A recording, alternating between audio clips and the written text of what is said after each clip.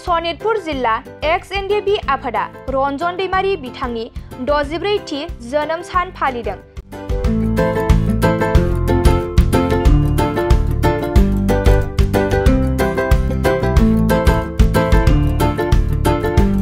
दिनै 21 फेब्रुआरि बर'नि सासे गोख्रों दैदेनगिरि एनडिएफबि आफादनि गायसनगिरि रन्जन दैमारी बिथांनि 64थि जोनोम सान।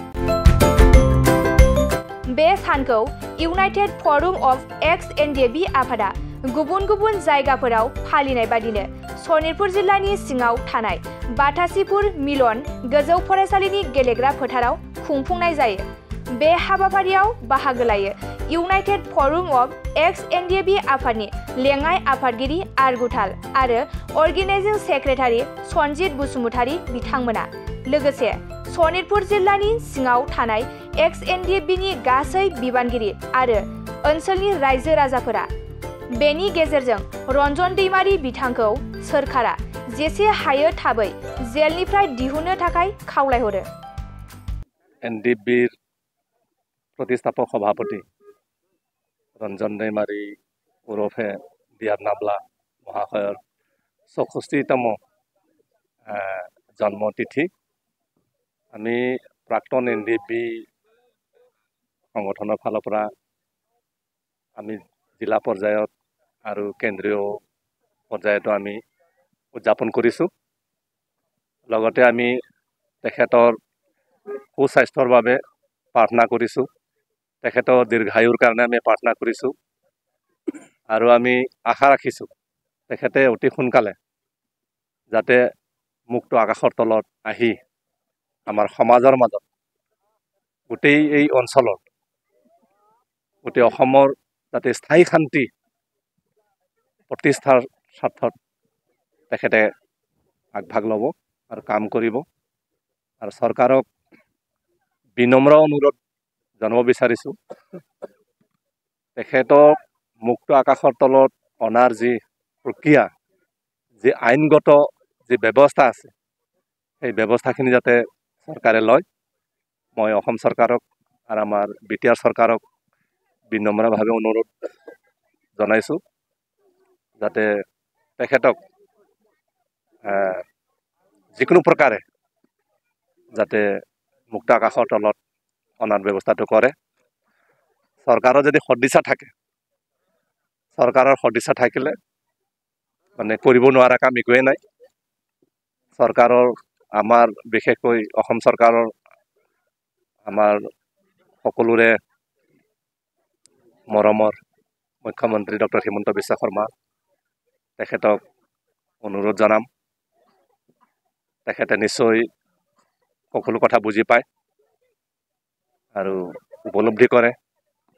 আৰু বড়ো জাতিৰ যি আজি ৰঞ্জন दैमारी এটা নাম নহয়, ৰঞ্জন दैमारीৰ লগত গোটেই বড়ো জাতিৰ আশা আকাংক্ষা জড়িত হৈ আছে, হা হুমনিয়া জড়িত হৈ আছে আৰু তেখেতৰ লগত এটা সেন্টিমেন্ট জড়িত হৈ আছে।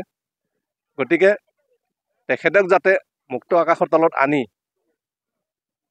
গোটেই বিটিআৰ অঞ্চলৰ লগতে গোটেই অসমৰ যাতে সদাকালৰ কাৰণে স্থায়ী শান্তি প্ৰতিষ্ঠাৰ কাৰণে যাতে এটা উদাহৰণ দাঙি ধৰে ইয়াকে আশা কৰিছোঁ। আৰু বড়ো ৰাইজক ইউনাইটেড ফৰাম অফ এক্স-এনডিএফবি ফালৰ পৰা মানে বহুদিন ধৈৰ্য ধৰিলোঁ আমি, আৰু অকণমান ধৈৰ্য ধৰিবলৈ কাৰণে মই অনুৰোধ কৰিম। আমি সকলোৱে জানো যে ধৈৰ্যৰ ফল মিঠা হয়। নিশ্চয় আমাৰ ধৈৰ্যৰ ফলো মিঠা হ'ব। গতিকে ৰঞ্জন दैमारी নিশ্চয় জেলৰ পৰা মুক্ত হ'ব আৰু এদিন আমাৰ মাজত আহি আমাৰ জাতিৰ হকে ৰাজনৈতিক, অৰ্থনৈতিক, সামাজিক, শৈক্ষিক সকলো দিশতে এটা আমূল পৰিৱৰ্তন আনিবলৈ কাৰণে, এটা বিপ্লৱৰ সূচনা কৰিবলৈ কাৰণে তেখেতে আহি আমাৰ মাজত কাম কৰিব। ইয়াকে আশা ৰাখিছোঁ। ধন্যবাদ। जोङो डिआर नाब्ला सारनि जि 64थि जोनोम सानजों लोगोसे जोङो बेखौनो बुंनो सानदों जे गिबियावनो जों इसोरनि खाथियाव आरज गाबनानै डिआर नाब्ला सारनि जि देहा बे देहाया मोजाङै मोजां थाथों आरो मोजाङै मोजां थानानै उदां अख्राङाव फैनानै जाहाथे जोंनि बर' रायजोनि गेजेराव जि दावगानो गोनां बा जि इनफ्रास्ट्राक्चारफोरखौ खालामनो गोनां हारिखौ जौगानायनि मोनसे लामायाव जि लाबोनो गोनां बेखौ लाबोनानै फैनो हादों बेखौ जों इसोरनि खाथियाव गिबियाव आर'ज गाबदों। बेजों लोगोसे जोङो सरकारखौ बेखौनो जों गुरै खावलायनाय थायो थांनाय 27 जानुवारियाव जि NDBखौ मेजर खालामनानै बर'नि थामथि गोजोन गोरोबथा खालामलांबाय। दा बे गोरोबथा खालामलांखांनायनि उनावबो दिनै 3 बोसोर बारलांबाय नाथाय दिनैहाय डिआर नाब्ला सारा बे उदां अख्राङाव दिनै फैनो हायाखै। ओंखायनो जोङो इउनाइटेड फराम अफ एक्स NDBनिफ्राय जों बेखौनो सरकारनि खाथियाव जोङो गुरैयै आर'ज खालामो जे जोंनि हारिनि गेजेराव गोजोन आरो खौसेथिखौ लाबोनो थाखायनो दिनै NDBआ गासै हाथियारनि जि आन्दलन बा हाथियारनि जि संग्राम बे संग्रामखौ दोनथ'नानै दिनैहाय भारत सरकार आसाम सरकार बेजों गोजोन गोरोबथा खालामबाय। बे गोजोन गोरोबथानि जि सार्थ बे सार्थखौ लाखिनानै जाहाथे जोंनि जि NDBनि फाउन्डार डिआर नाब्ला सारखौ सरकारा जाहाथे थाबैनो मोनसे उदां अख्राङाव लाबोनानै बर'नि गेजेराव मोनसे गोजोन थासारिखौ आरोबाव साबसिन लाबोनानै होफैगोन जोङो बेखौ सरकारनि खाथियाव जों आर'ज गाबदों जाहाथे बेखौ डिनाय खालामनाङा। जों खोनादों सरकारा गोबां थारिख लाबोबाय उमुक थारिखआव गगोन तुमुक मासाव गगोन बेखौल' बुंनाङा दिनै बुंनायनि अनगायै जाहाथे सरकारा अननानै दिनै जोंनि जि बिटिआर सरकार बे बिटिआर सरकारनि जायफोर दैदेनगिरिफोर जाहाथे बिथांमोना आसाम सरकार आरो भारत सरकारजों जाहाथे मोजाङै मोजां सावरायलायनायनि गेजेरजों जि गनायनि नर्म्सफोर दङ जि आयेन दङ बे आयेननि गेजेरजों सान्थि गोजोन गोरोबथाखौ खालामबाय जिथिया बे सान्थि गोजोन गोरोबथानि जि ओंथि बे ओंथिखौ बेसेन दोननानै जाहाथे थाबैनो जोंनि बर'नि गेजेराव जाहाथे नैबे जाय हारिखौ गोदोलांनायनिफ्राय बासायनाय जाय फाउन्डार जाय दावहारु बे दावहारु बिथांजों लोगोसे बिथां सारजों लोगोसे जेलाव थानाय गासै दावहारु लोगो बिथांमोनखौ जाहाथे बे उदां अख्राङाव थाबैनो बर'नानै होयो बेखौ जोङो इउनाइटेड फराम अफ एक्स NDBनिफ्राय गुरैयै आखाइ खबज'ना थाहरबाय। बिटिआरनि बिथाङा थाबैनो बिथांखौ गसिगोन होननानै दाखालि बावैसो खौरां बिजोंनि गेजेरजों बुंदों।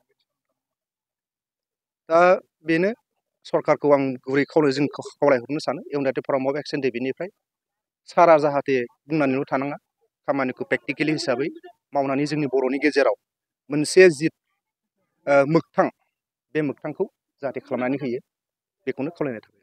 रन्जन दैमारि बिथाङा गोबां हारिनि थाखाय गोबां सोमावसारबाय बा हाग्रा बंग्रा लाबोनानै हारिनि थाखाय दावहा नांबाय बेनि सोमोन्दै मोनसे आर्म स्ट्रागल होननानै बुङोबा मोनसे गोरलै स्ट्रागल नङा बे गोबां गोरा स्ट्रागल बुहुमनि गेजेराव बयनिख्रुइ गोरासिन स्ट्रागलानो जादों आर्म स्ट्रागल बे जाहैदों जिउजों गेलेनानैसो मोनसे स्ट्रागल खालामनाय जायो।